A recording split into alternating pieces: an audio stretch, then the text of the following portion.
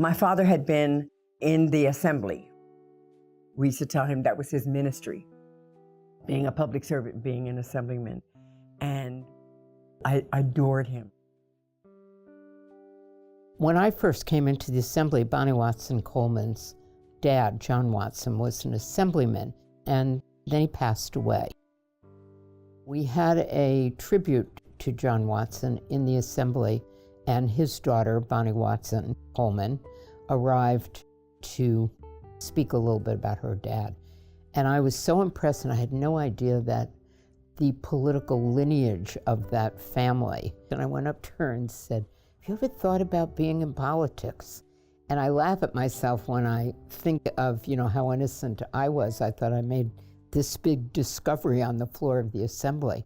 She should have been saying that to me, not me to her.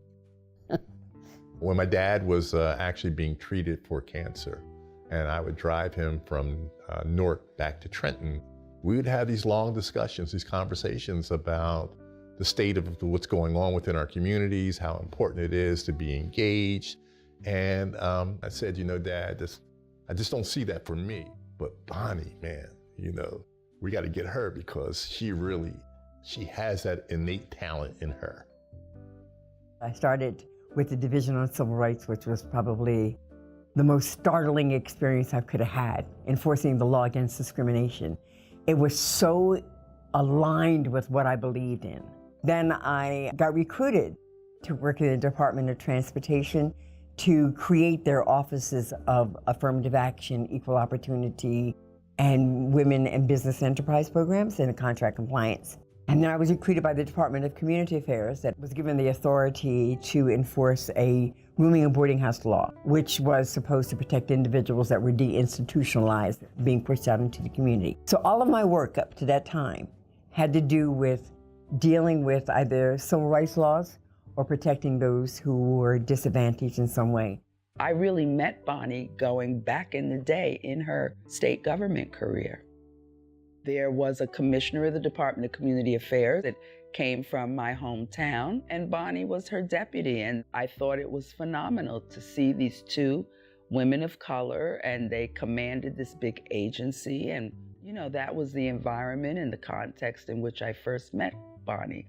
Consequently, if you participated in any advocacy organization in the state, you were going to cross paths with her, whether it be women's political organizations, whether they were faith-based institutions, anything you dealt with, which was being a voice and advocating for disenfranchised people, you were always going to see Bonnie at the meeting. So I decided at some point that I was going to retire.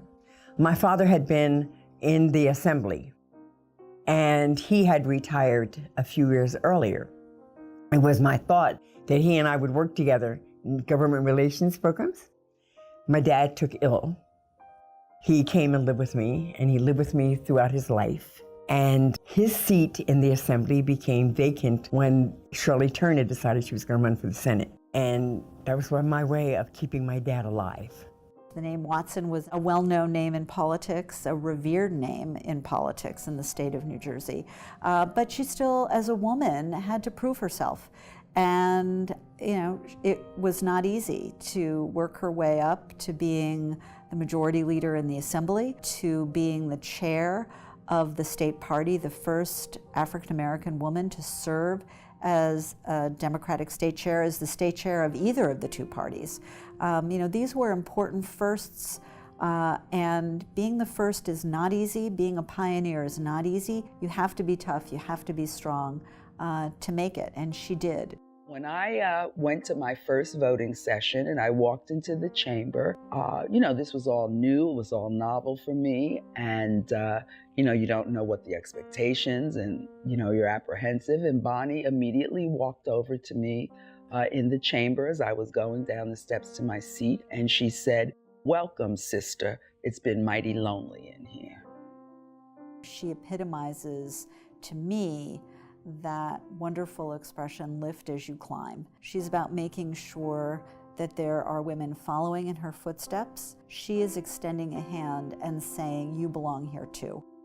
She's always been there as a consistent voice.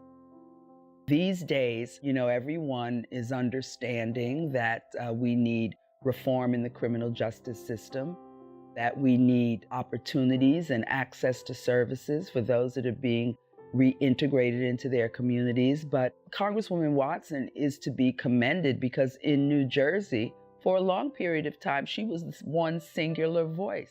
Bonnie Watson Coleman has always had very close ties to the community that she lives in and serves.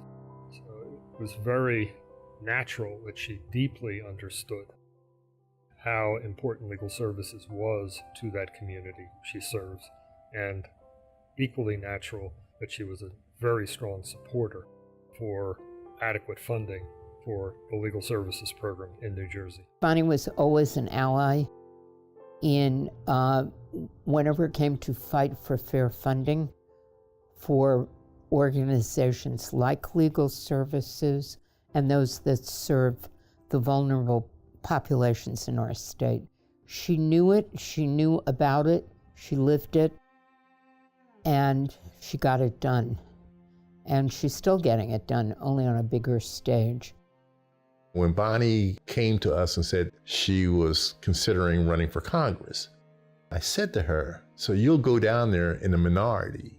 Why would you want to do that now? And she said to me, she said, because I have something to say. And you know what? She's been saying it the whole time down there. I will continue to stand with my colleagues here in the Congressional Black Caucus and in the chambers of Congress to root out racism, sexism, bigotry, and hatred because it cripples this nation.